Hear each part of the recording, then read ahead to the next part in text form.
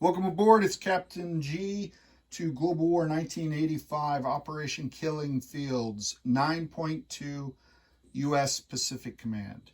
We're going to jump right in to the planning phase. We are not going to repair any damage this turn. We are going to dedicate ourselves to technology as our kickoff here. We're going to have 2 dice on Technology 1, Precision Guided Munitions. It's frustrating. We've never gotten this tech. We're still sitting where we started at Stage 2. So 2 Nancy Reagans. We have 1 Arnold Reagan Purple Dice on Technology 9, which is Advanced Air Superiority Fighters. So the space race has become the Advanced Superiority Fighter race between the US and the Soviets. We're at Stage 2. And number 13, our old friend since the beginning of the game practically, Advanced Manufacturing. We're still having trouble with the trade unions and their rules on manufacturing practices. We got to get past that so we can accomplish this critical technology. So those are our 3 techs, 4 dice. Randomizer. Whoop, randomly fell in the Indian Ocean. Here we go. And we get a 10, outstanding, a 9, an 8. So those are all success, and the 5, the extra Nancy Reagan we didn't need. So that's a 3 for 3. I'm glad to see that patriotic Americans and unions and management and scientists can all get together. So number 1 is PGMs. We move to Stage 3 finally. Number 9, Advanced Air Superiority Fighter. So again, we push ahead of our Soviet rivals. And Technology 13, Advanced Manufacturing. Bing, bing, bing. That marks X gets the spot. We completed that technology. We're finally caught up with the Soviets and their mandatory use of labor and forced gulag prisoners. All right. So that completes technology. I'm feeling very good about that. Almost perfect. Let's go to production now.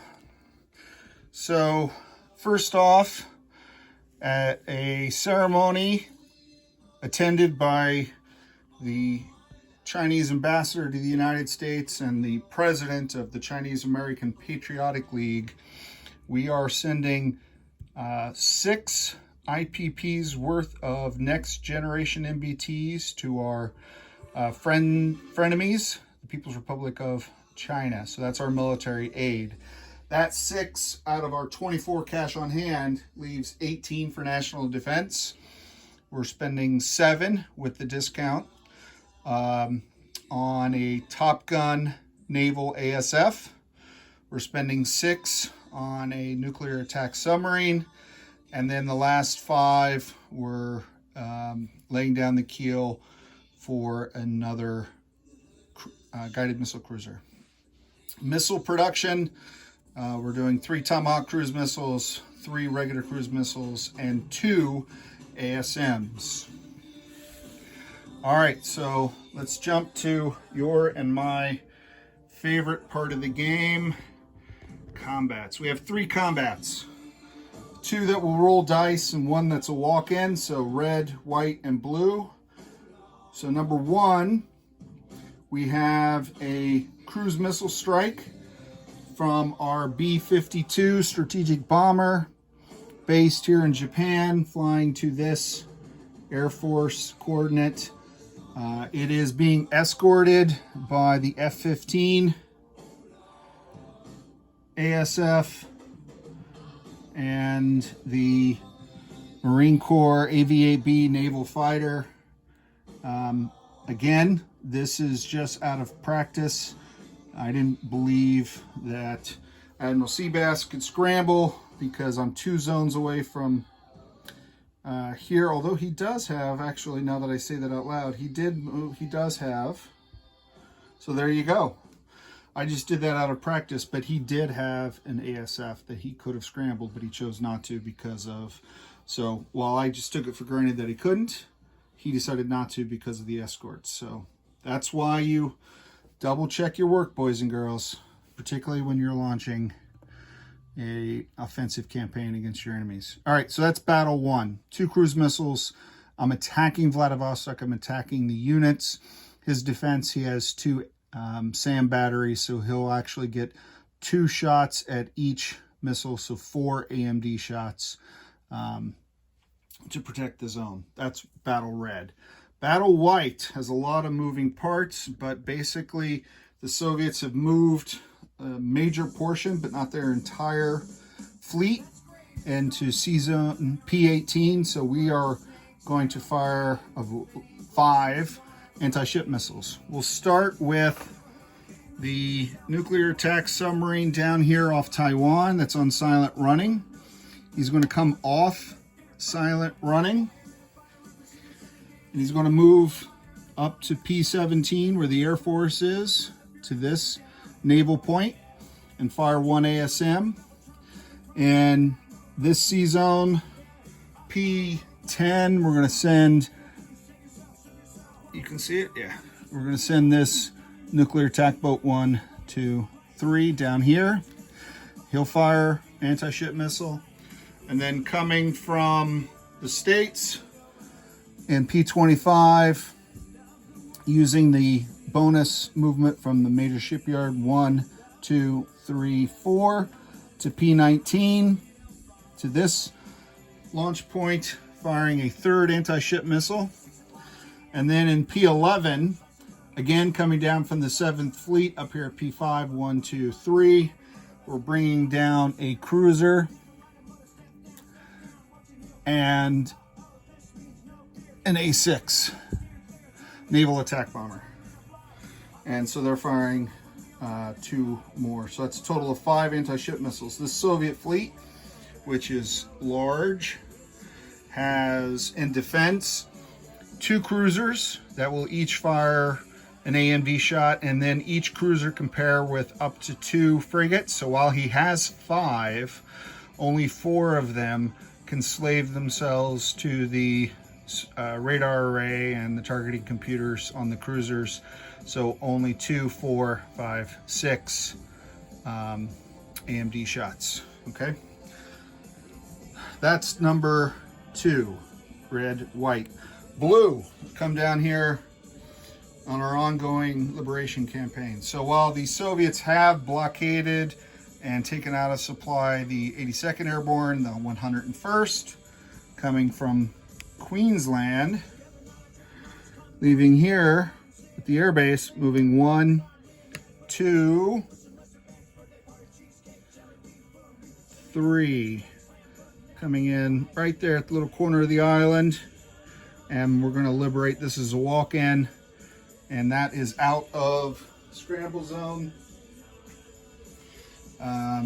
And there you go. So we've liberated the people of Sumatra. Sumatra is the square. Okay, so let's start with number 1, which is the cruise missile strike. As I said, I have 2 missiles. He has 2 SAM batteries. Each SAM battery will get to fire a shot at each missile. So that's a total of 4 AMD shots fired at the 2 attacking cruise missiles. So we're looking for high numbers. Admiral Seabass is looking for 4 or less. I'm looking for 5 or more. All right, 8, 10, 10, 11. So swing and a miss from those crews. I get 2 AMDs, 5s are our black dice. So we're looking for low numbers here. Let's kill some Soviet units.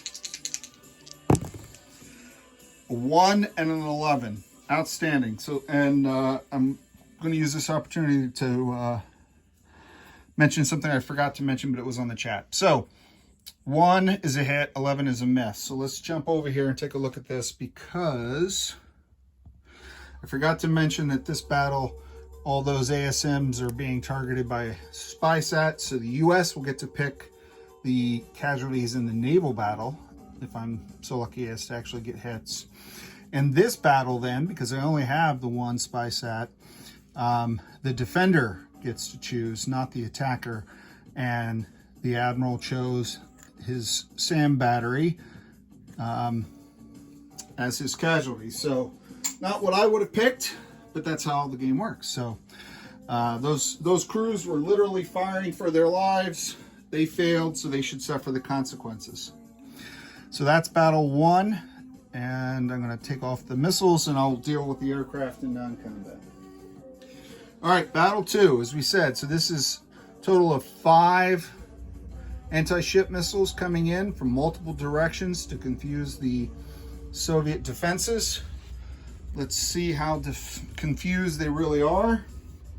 They're getting 1 cruiser with 2 frigates paired, 2nd cruiser with 2 frigates paired. So 6 AMD shots to defend the fleet. Randomizer. All right, Admiral. Here we go. Oof, oof, wow. Sailors are much better than their Army counterparts. I'm just saying. I mean, the numbers prove themselves, right? 1, 2, 3. So that's 3 hits, and 6, 7, 10 are all misses. I think you can see all that. All right. So I had 5 anti-ship missiles coming in, and he got 3 of them. So that leaves me sadly with only 2, which eliminates some of my targeting scenarios that were calculated and strategized in the Whopper at the Pentagon. So let's see if I can hit both of these. This will be a successful attack. 1 and a 1. Glory be to math and odds and statistics. Wow. Can only imagine that if those AMDs had not knocked down those other 3, how many more hits could we have achieved? So this is super awesome, fantastic. They were cheering. This is almost like the women's NCAA Final Four. One side was cheering because they were doing well, i.e. the Soviet AMD gunners. Now the other side is cheering because we did well. So we got 2 hits. I wanted a 3rd to do what my favorite scenario is. So I get to pick the targets.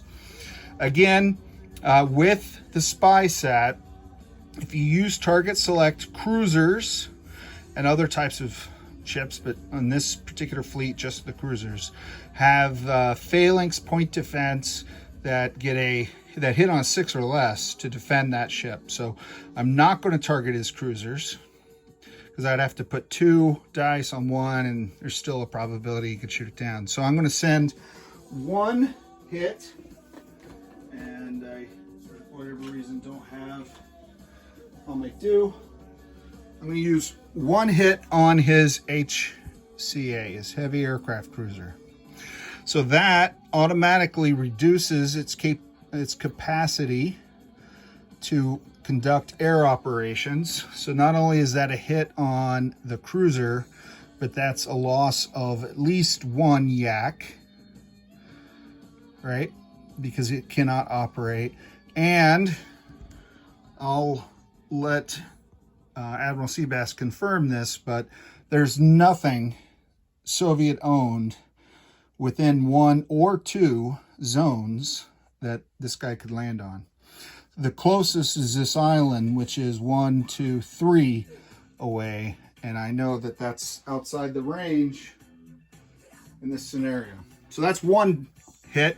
The 2nd hit, we're just going to kill one of his many, many, many destroyers. And there's still plenty of destroyers left for his ASW helicopters, so no hit there. I could roll the dice to knock out a cruiser, but his AMD was pretty hot this time, so I'm not going to press my luck. All in all, I consider that a success. I got a damage on a carrier. I killed an aircraft. I killed a destroyer. Okay, and I let him know that the U.S. Navy has some sharp teeth. All right, I'll put the spy sat back. That's great. And the Sumatra walk-in is done. So now we can just go to resolving non-combat movements. First off, let's just land the B-52 and those escorts back in Japan, back in Tokyo, from whence they came. That's the Marine Corps naval fighter and the Air Force F-15 ASF, or yeah, ASF. All right, so that takes care of the Air Force. For the Navy, I'm similarly going to have this guy. He's flown 1, 2, 3. He'll go 4, 5, and land on Sapporo Island. Okay. I guess I could have had him fire from here and then he could have landed in Tokyo, but I'm fine with that. You always second guess yourselves after turns. All right, and now, so that's all the aircraft that moved in combat. So let's do some non-combat movements. And you may have noticed this marker here. What is this marker here? And we just took this one off. That's because the 7th Fleet is coming down 1, 2, 3 to P11. So I'm going to bring that fleet down. But the USS America is peeling off and is instead sailing to P23. And why is that happening? Because of the nuclear triggers, nuclear deterrence. P11, I may have talked about this before, I don't recall, I apologize if I'm repeating myself, but if you don't remember it or if you've never seen it before, then I'm not repeating myself at all. But the presence of a U.S. supercarrier in P11 will give the Soviets, it presents a clear and present danger having a carrier right here, particularly near their nuclear base, that they get to roll dice for nuclear release authority, and I don't want to set those conditions. So the battleship that is joining the cruiser with 2 frigates and destroyer, the helicopters are going to fly. They're in this sea zone 1, 2, and they're going to also land in Sapporo Island. So I have quite a collection of, and I'll task force marker all that out. So that's the 7th Fleet and the America. Coming over here now, the 2nd Fleet, I'm going to switch markers. I'm going to send the battleship and its 2 frigate escorts, 1, 2, 3, 4. So they'll join the 7th Fleet. So I'll have 2 battleships, a cruiser, 4 frigates, and a destroyer, which sounds like a lot until you start reciting what the Soviets have. And the 2nd Fleet, which is basically the 2 carriers, the Independence and the America, are going to be over here. Now, before leaving San Diego, the Independence is going to send this ASW helicopter 1, 2 to Pearl Harbor, Hawaii. Okay, so it's not bringing that helicopter with it to P23. Is it P23? Yeah, P23. Yeah, okay. All right, got that? All right.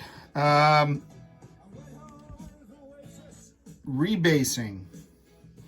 So down in Queensland, sorry for the glare, I have a Top Gun Naval ASF from Coyote Air Wing, and it is going to rebase back onto the America. So taking you back up here, so the America now up here in P23 has a Top Gun Naval ASF on it, as well as the Viking. I'm going to pivot you again. On Taiwan is a U.S. mechanized infantry. And as far as I can tell, these sea zones are clear. So from P28 to P36 into Hong Kong. I'm going to have it land right there in Hong Kong. And join this infantry. Just in case the Soviets were planning anything. I know Taiwan will defend itself and I have to defend Hong Kong.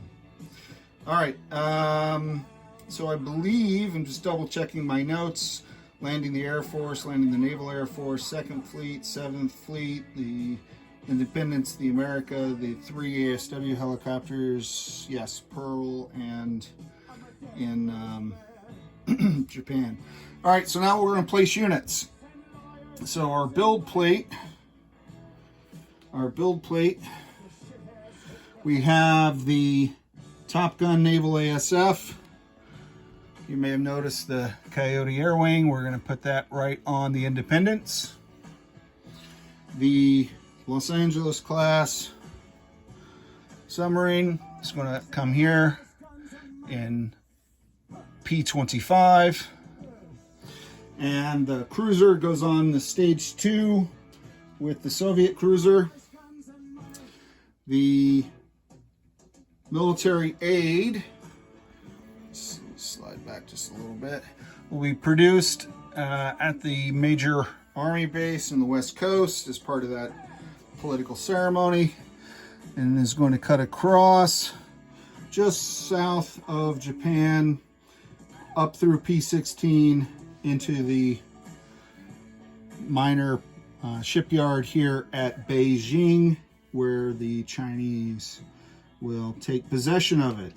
So that's a next-gen MBT for Ozarks Outpost, and this is my task force marker for his Beijing force. All right, so for missiles, just on the missiles, I did fire some this time. Fired some that I don't normally fire. So Tomahawk cruise missiles, I didn't fire any of those, so I still have all 13 from last time. I'm adding 3.